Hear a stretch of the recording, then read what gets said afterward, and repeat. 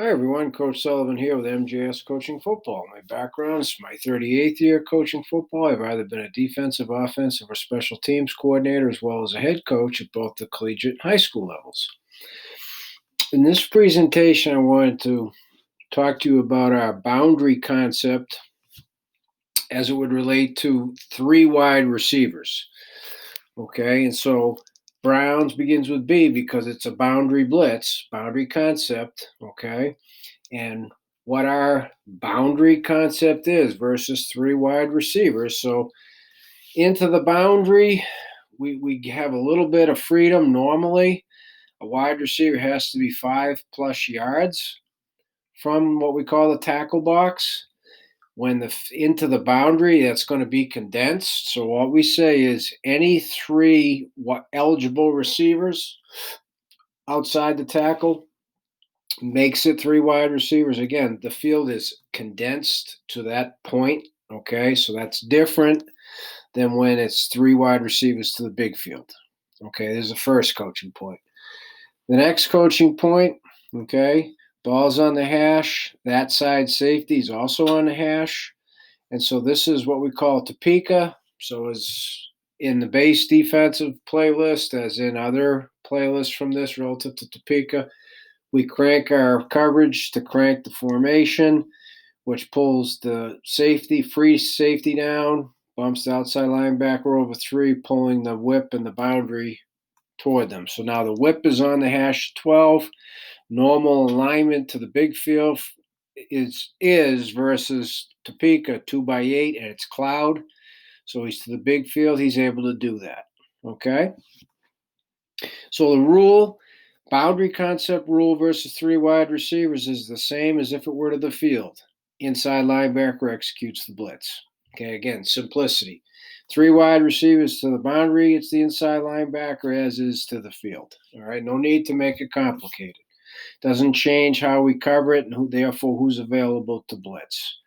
So as I mentioned before, see the field boundary concept playlist.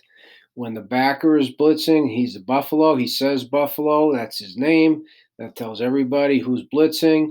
The key coaching point here, it may not say it, but it will if you see the field boundary playlist for the Florida versus three wide receivers.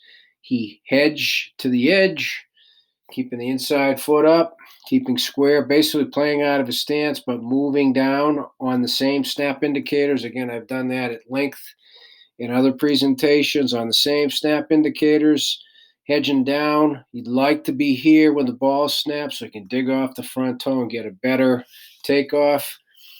And on the cross splits, it doesn't say it, but it's said it in plenty of other presentations, right, including the Zone Read RPO playlist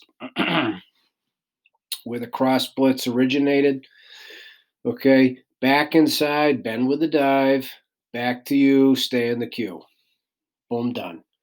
Defensive end, flash B, loop C. Again, he's second. He will be second. The inside linebacker will be first. Okay. Back inside, throttle down. You got the quarterback essentially by yourself, but it's okay. It's into the boundary, which is very, very helpful. And then if the running back is running a flare, he's going to peel. Any other running back action to him, he stays on the queue. Okay, meaning the defensive end. So then we have two in the queue.